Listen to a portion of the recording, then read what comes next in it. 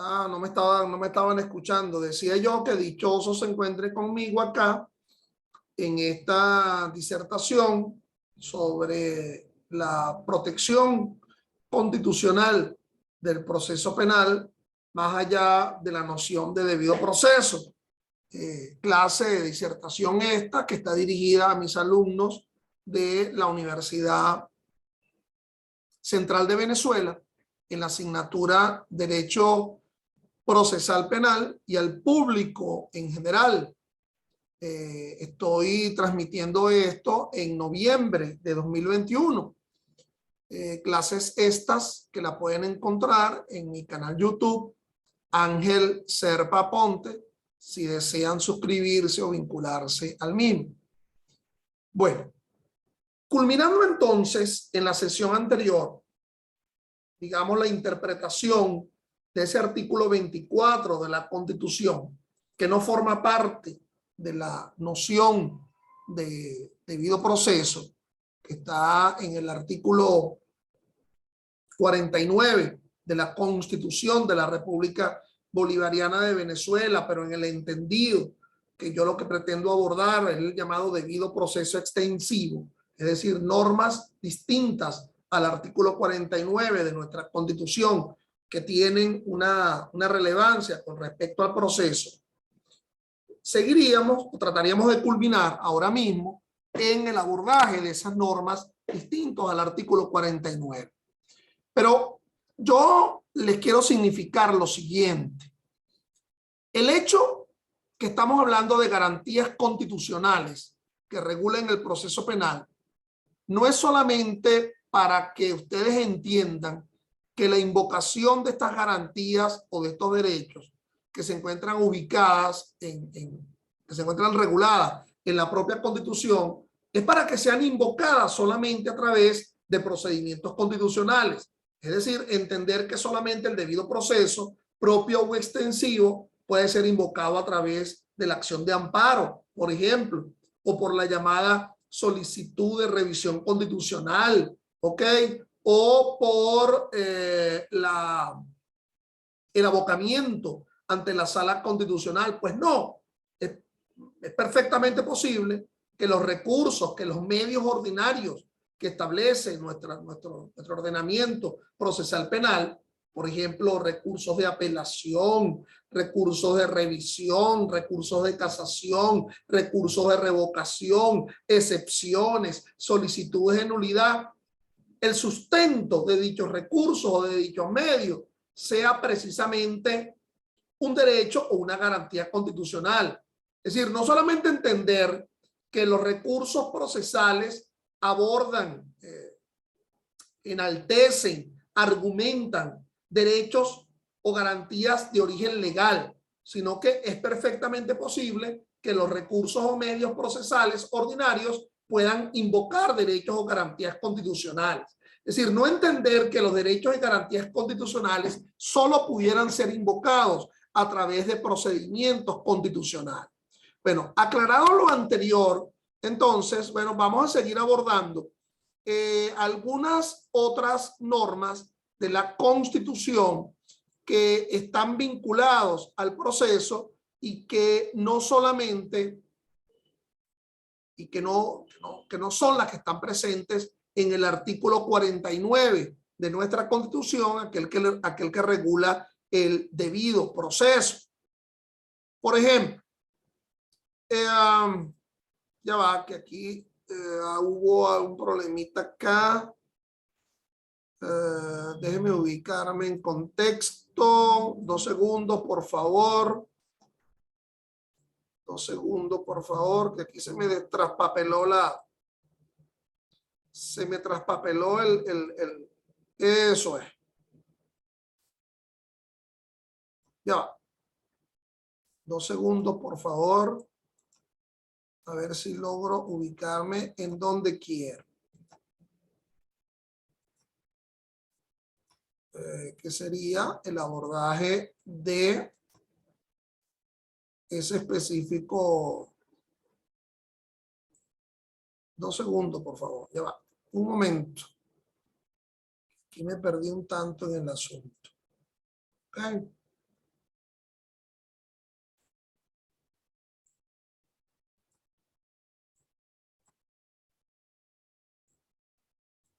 Ok.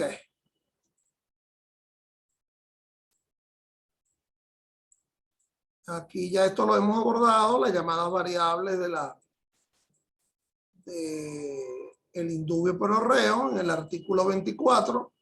Y entonces nos encontramos abordando, o pasado pretendía yo comenzar a abordar dentro de las garantías constitucionales vinculadas al proceso, lo atinente a la nulidad de los actos procesales, formando parte del concepto de nulidad de toda actuación que provenga de órganos del poder público, entre ellos, aquí estoy, perfectamente. Bueno, mis estimados, el artículo 25 de la Constitución establece que todo acto dictado en ejercicio del poder público que viole o menoscabo los derechos garantizados por esta Constitución y la ley es nulo. Y los funcionarios públicos que lo ordenen o ejecuten incurren en responsabilidad penal, civil y administrativa según los casos, sin que les sirvan de excusas órdenes superiores. Es decir, mis estimados, pocas veces la Constitución establece la palabra nulidad.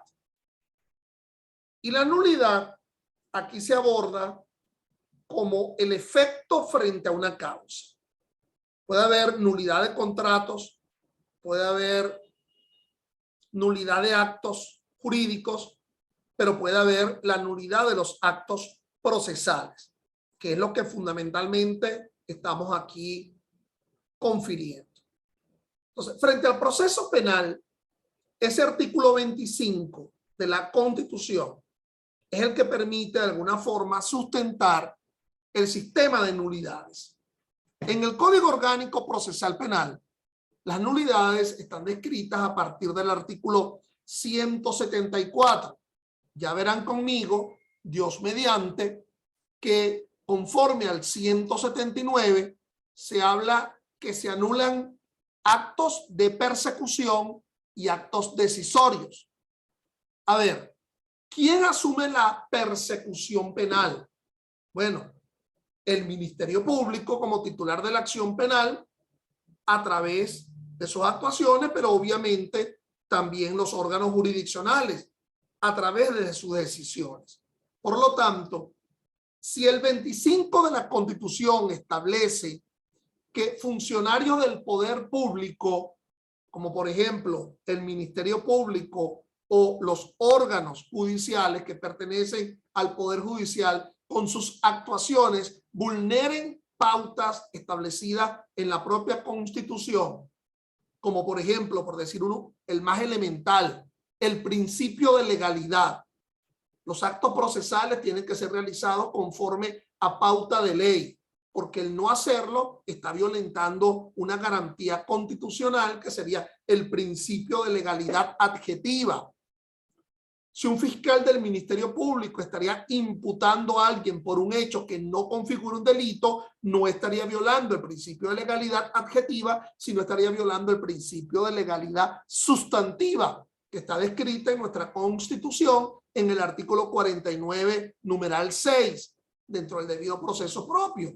De igual forma, si un juez termina sentenciando a alguien por un hecho que no configura un delito, un ilícito, violando el nulo un crimen, nula pena sin ley. Entonces, ese 25 de la Constitución es el que permite regular el sistema de nulidades procesales penales.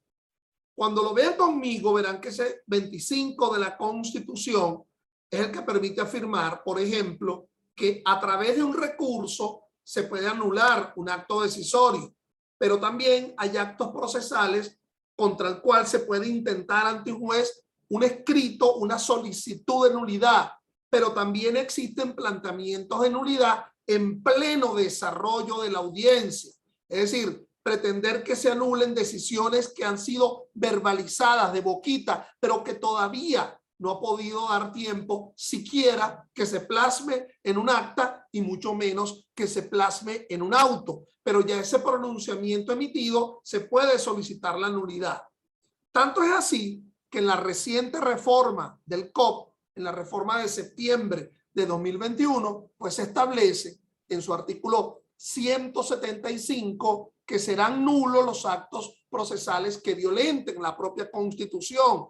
Pareciera que no hacía falta que el legislador volviera a establecer eso en el artículo 175 si el 25 de la Constitución, regulando lo que yo denomino el debido proceso extensivo, también lo establece. Es decir, a los que les gusta rayar código, al lado del 175 del COP, coloquen, vean 25 de la Constitución. Y yo te recomendé que para estas clases deberías tener en físico tanto la Constitución como el Código Orgánico Procesal Penal. En físico, en papel. A los que les guste rayar código, de nuevo, al lado del 25 de la Constitución, es decir, ver 175 Código Orgánico Procesal Penal. Esto te permite un ejercicio mnemotécnico importante, no solamente a los efectos escolásticos, académicos, sino en el ejercicio de la profesión. De muchos de los que me están viendo, bueno, quieren asumir el derecho como profesión, como un modus, como modo de vida, y por lo tanto hacerlo bien. Volvemos entonces a otra referencia vinculado a ese debido proceso extensivo. Y estaríamos hablando del artículo 26. Un artículo complicado porque fíjense que acá yo lo denomino tutela judicial y coloco entre palabras lo coloco entre paréntesis la palabra efectiva. ¿Por qué? Bueno, porque hablar de tutela judicial efectiva parece un pleonasmo. Es decir, o se tutela o no se tutela. ¿Okay? O hay realmente tutela judicial o no. Entonces, eso de decir efectivo parece que está como de más. Es como hablar de la nieve blanca. ¿Okay? Entonces, o del serpa calvo.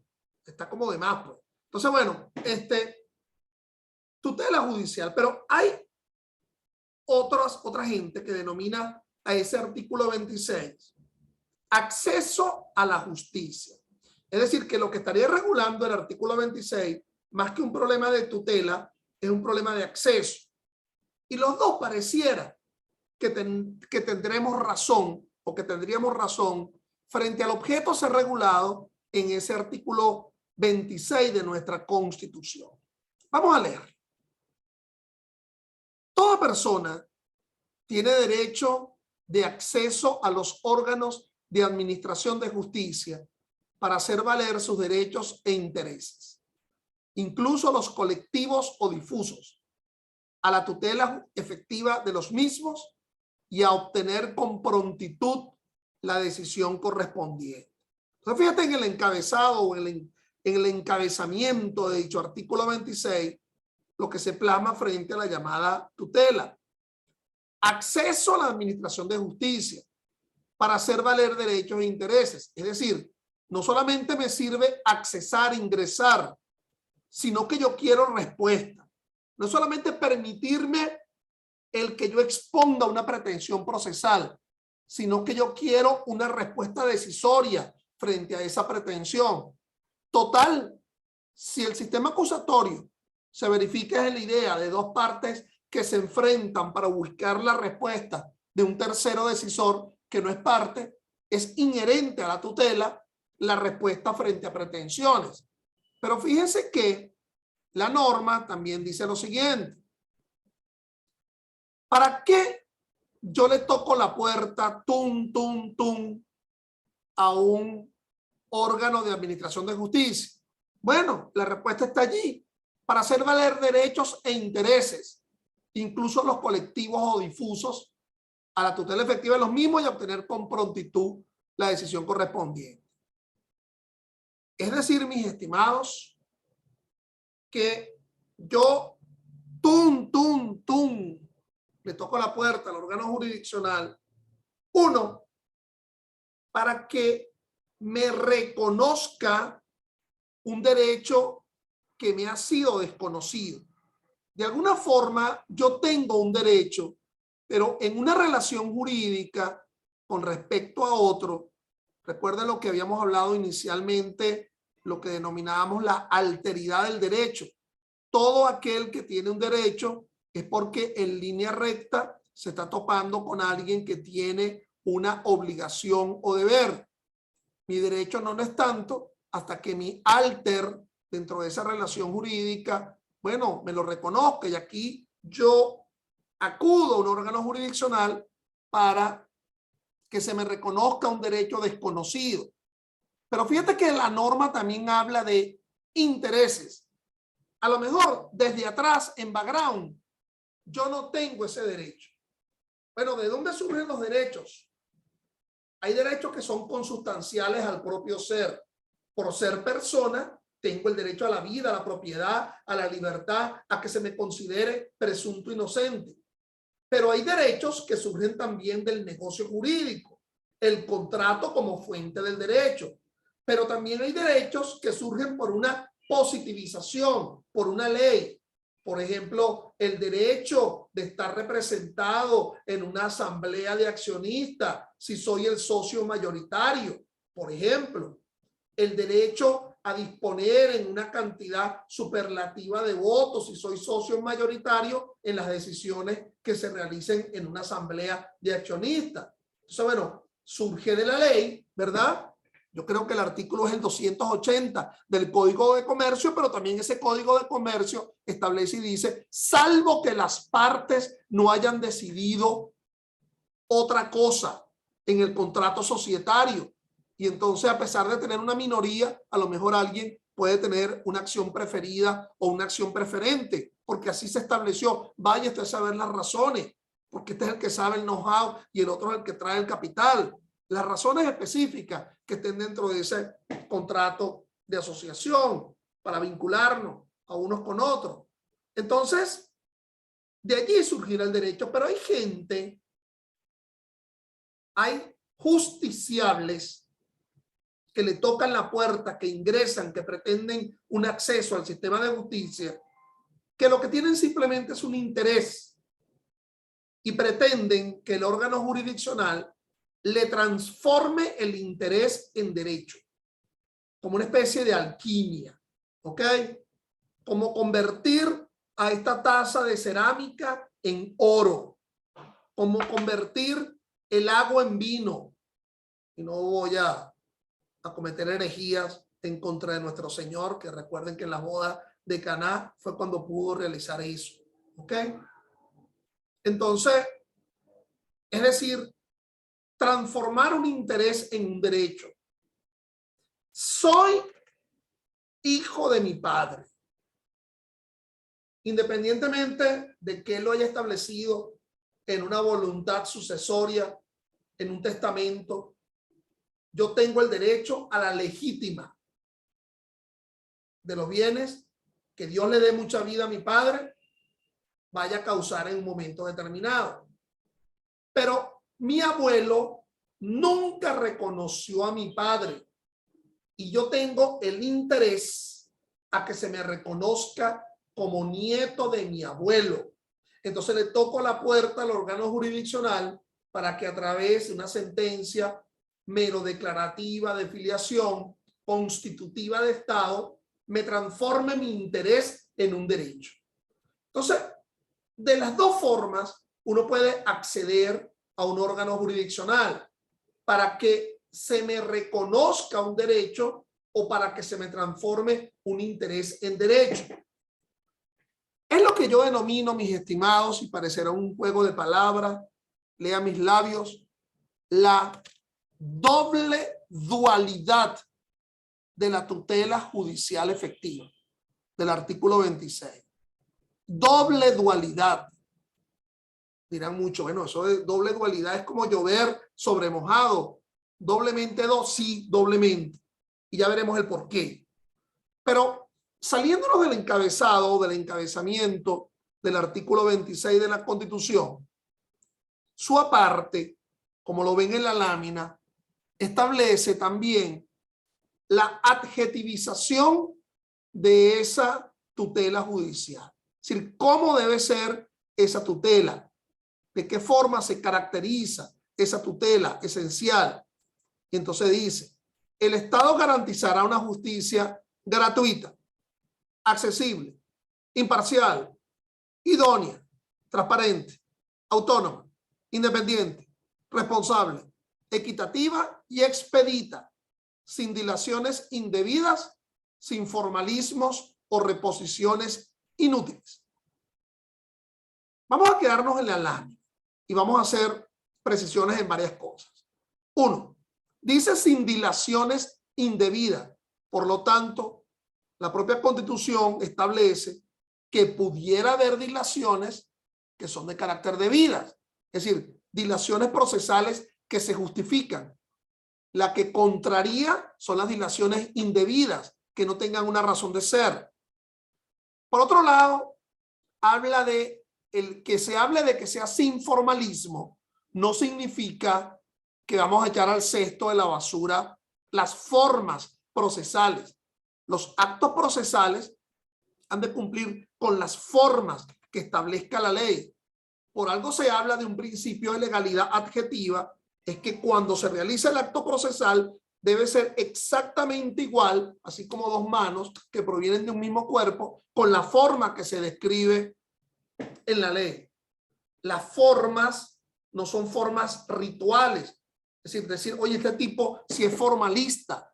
Cuando hablamos de derecho procesal estamos hablando de formas que deben cumplirse inexorablemente, porque así me concede a mí seguridad jurídica la misma que te está concediendo a ti. Es decir, yo sé que tú tienes los mismos 5 días para apelar, que son los mismos 5 días para apelar que yo tengo. Yo sé que yo me puedo ir descansadito de una decisión que me favorece al 6º día hábil con posterioridad, porque yo fui a preguntar hoy, 5º día, y me dijeron no hubo ningún recurso. Entonces se aceptó. Eso me otorga, me concede seguridad jurídica. Seguridad que, por cierto, aquí hoy estamos presenciando, por ejemplo, hoy, ¿qué fecha es hoy? 30 de noviembre. Bueno, que el presidente se indultó a alguien. Ese indulto se establece supuestamente por una causa penal. Allí está el artículo 16 del Código Penal, donde nos indica que la inhabilitación política es una pena accesoria a lo principal. Entonces, si alguien está indultado es porque no se quiere que sea condenado en una causa principal, y por lo tanto lo accesorio, que sería la inhabilitación política, no corre la suerte de lo principal. Bueno, aún y todo ello, una sala electoral del Tribunal Supremo decide que por una inhabilitación previa a alguien que se lanzó a un candidato a un cargo de elección popular y que se supone que eso debió haber sido revisado con anterioridad, se le impide su derecho a ser electo, siendo que hasta su derrotado admitió que perdió las elecciones. Tremendo esto, mi estimado, tremendo. Pero si yo sigo abordando de las patologías del sistema judicial o de justicia en Venezuela, a muchos de ustedes no les va a quedar la menor gana de estudiar derecho. Y aquí los que están frente a mí son gente que ya está en 5º año de derecho procesal penal. Hay que terminar arreando, ¿verdad?, el asunto.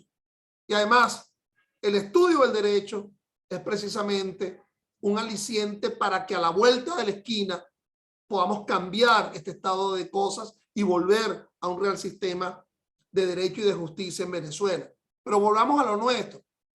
Lo nuestro significa que hay otras adjetivizaciones de esa tutela dentro de ese artículo 26. Nota una en donde se dice que esa justicia tiene que ser equitativa. Y por lo tanto, ahí explica un tanto, cuando yo les hablaba del artículo 2 de la Constitución, que no es solamente que el fin último es la obtención de justicia, sino obtener una justicia equitativa, la equidad, la equitas que decían los romanos, como fin último. Por otra parte, dentro de ese artículo 26, dentro de ese encabezado, se indica que la justicia ha de ser transparente, idónea. De allí es que se deriva eso, que los fallos tienen que estar motivados. Los autos y sentencias han de estar motivados para saber cuál fue el origen del convencimiento, no solamente en la aplicación del derecho, sino en la realización del silogismo, es decir, la subsunción del hecho que se narra con respecto al derecho. Eso de la justicia expedita. Algún momento en la historia constitucional del país se estableció, en una de las constituciones de los monagas del siglo XIX, se estableció que los jueces debían motivar sus fallos. Ahora uno tiene que hacer una especie de calistenia intelectual, ¿verdad?, frente a esa necesidad de la motivación, comenzando en el concepto de tutela judicial en el 26 de la Constitución. Entonces, estimados, vamos a volver a ese tema de la doble dualidad de la tutela judicial. A mí me gusta esta cita que hace este autor español, Jesús González Pérez, en el derecho a la tutela judicial, citando a Alex Caroca, garantía constitucional de la defensa procesal. La tutela judicial efectiva como garantía del proceso comienza a desplegar sus efectos antes de que éste exista, es decir, antes de que exista el proceso, al momento de la creación y estructuración de los procedimientos por el legislador conforme a los que se deberán tramitar los juicios, ya que estos procedimientos deberán estar estructurados de manera de contender los trámites esenciales para que a través de ellos se pueda procurar y conceder la tutela jurisdiccional. Es decir, que esa tutela judicial no solamente es reclamable al juez que debe tutelar, sino que inclusive frente al legislador, antes de la creación de la ley, en el sentido de cuidado si elaboras pautas legales, normas que más bien afrentan a la noción constitucional de la tutela. Por otra parte, esta decisión, ¿verdad?, del Tribunal Supremo de Justicia, Sala Constitucional, en la sentencia 708 del 10 de mayo del 01, es interesante. El derecho a la tutela judicial efectiva de amplísimo contenido comprende el derecho a ser oído por los órganos de administración de justicia establecidos por el Estado, es decir, no solo el derecho de acceso, sino también el derecho a que, cumplidos los requisitos establecidos en las leyes adjetivas, los órganos jurisdiccionales conozcan el fondo de las pretensiones de los particulares. Y es por lo tanto que el contenido del derecho a la tutela judicial efectiva pasa por derecho de acceso, de ingreso a los tribunales, a obtener una sentencia, a que esas sentencias tengan efectividad, la ejecutabilidad o la ejecutoriedad de los fallos, y que también, formando parte del derecho al acceso, sea el derecho al recurso, que aunque esté establecido en el numeral primero del artículo 49, es la posibilidad de cuestionar el mal o el buen uso del derecho procesal por parte del juez en conceder la tutela. De ahí, mis estimados, como lo dice la lámina, Ángel Serpa aborda la idea de la doble dualidad de la tutela judicial efectiva. Vamos a explicar. La primera de esas dualidades son dos, porque la primera es esta, ¿no? Acceso y respuesta. Y la segunda es reconocimiento de un derecho desconocido y la transformación de un interés en derecho. Vámonos a la primera. Acceso y respuesta. Más que ustedes lean lo que dice la lámina, voy a tratar de explicarlo en atención al proceso penal. Por favor, entiendan. ¿Ok? Cuando hablamos de las llamadas garantías que están vinculadas al proceso penal, me voy a referir a esta noción específica de la tutela judicial en el ámbito del proceso penal. A ver, Primera de esas dualidades, mis estimados. Acudir al proceso penal es a través de pretensiones. Yo pretendo una respuesta por parte del órgano judicial. Yo interpongo una pretensión.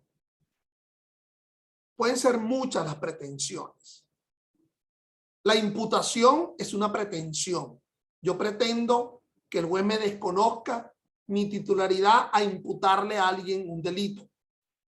Yo pretendo que se me reconozca la viabilidad de una acusación cuando interpongo la acusación. Vamos a salirnos del ámbito de actos de acción y vamos a quedarnos en actos de defensa. Por ejemplo, cuando la defensa opone una excepción, está pretendiendo que se le reconozca esa excepción y no se reconozca la acción. Es decir, que en lugar de un pase a juicio, lo que se conduzca sea una decisión de sobreseimiento. Cuando alguien, una parte, recusa a un juez, está pretendiendo que se le reconozca el carácter de parcial del juez y no de imparcialidad. Entonces, pueden haber muchas pretensiones que se interpongan en el proceso. En el proceso penal, por favor entiéndanme, en la mayoría o en la casi mayoría de los casos, la interposición de una pretensión va a conducir a una decisión de parte del juez que va a ser una decisión de admisibilidad de la pretensión o de inadmisibilidad de la pretensión. Con esa decisión de admisibilidad me está diciendo que yo estoy legitimado al proceso, legitimatio ad proceso. Ya se supone que yo tengo una legitimación ad causa, porque yo soy el titular del bien jurídico que ha sido ofendido por el delito. Yo soy el titular de la propiedad de ese delito que fue hurtado y por lo tanto yo presento una denuncia o una querella porque me hurtaron el bien nuevo. Cuando se presenta una pretensión en el proceso, repito, en la casi generalidad de los casos se da una respuesta de admisibilidad o de inadmisibilidad de la pretensión. Cuando se me dice que se me es admisible, es porque mi pretensión, desde un punto de vista procesal, no es que sea aún procedente o improcedente, pero que tengo una justa causa para pretender, para litigar, para alegarlo en un proceso. Estoy legitimado al proceso.